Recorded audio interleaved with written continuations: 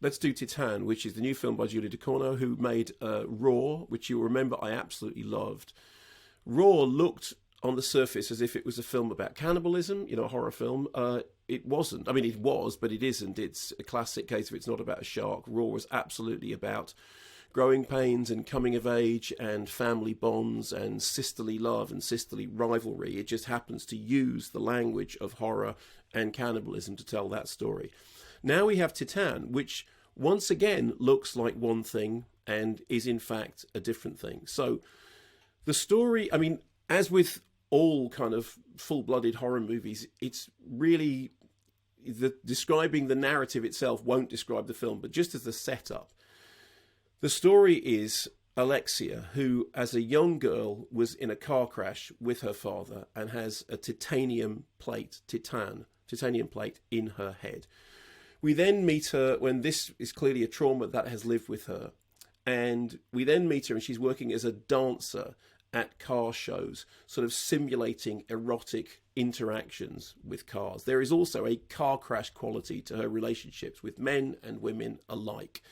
And everything is very full on, and the opening sort of 20-25 minutes of the film is absolutely brilliant, extreme cinema. You thought David Cronenberg's Crash was pushing some buttons, and I mean, you remember when Crash came out, people, it's going to be banned, it's a movie beyond the bounds of depravity, and it's going to turn everybody mad. It's almost like Titane was Julie Ducournau, who became the second woman to win the Palme d'Or with this, incidentally, was going like, yeah, you thought that was tough, well, here's this.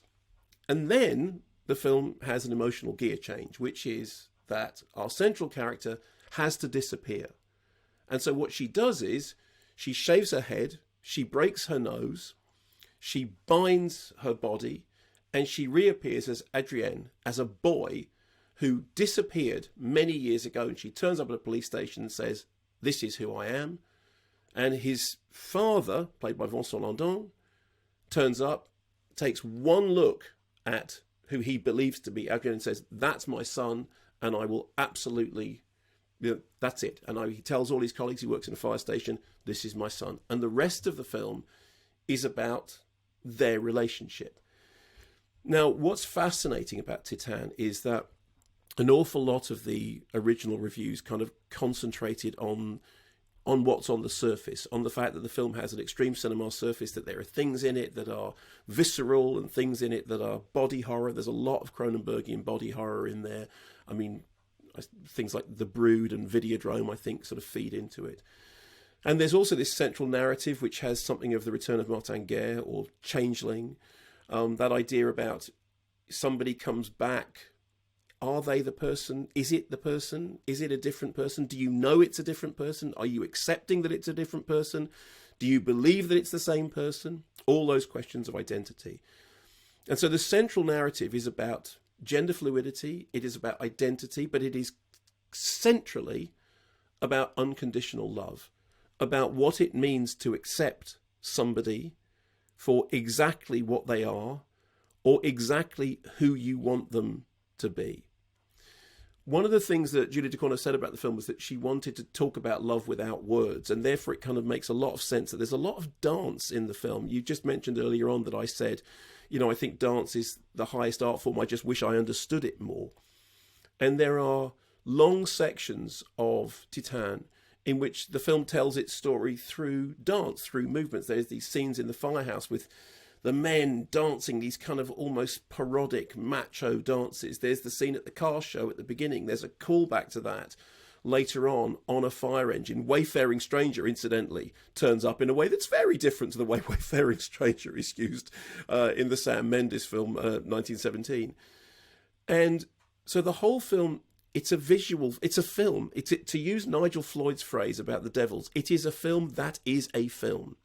Now, I don't doubt that some people will be repelled by it. Some people will be bamboozled by it. But if, like me, you have a real taste for cinema that gets you at a gut level, that, that speaks to you viscerally, that uses the body to talk about emotions, uses fantastical situations to talk about things that we all really recognize, fundamental things about love and isolation and loneliness and the way in which you can impose your own view of somebody on somebody else, then Titane absolutely hits the spot. As I said, Julie Ducournau won the Palme d'Or. I've just heard that apparently I think it hasn't made it through to the Oscars foreign language film selection. I think that's the case, in which case their loss, frankly. I think Julie Ducournau is just a terrific filmmaker, and I love the fact that she's out there making what we used to think of as extreme cinema, but doing it in a way that's about stuff. None of this would mean anything if it wasn't about something. It's, she uses surface to talk about what's beneath the surface. And I love Titane. I love Raw. I think that Raw is a more pure film and more purely perfect, in the same way that I think Titane is to Raw what Trainspotting is to Shallow Grave. But I love all four of those films, and I really love Titane.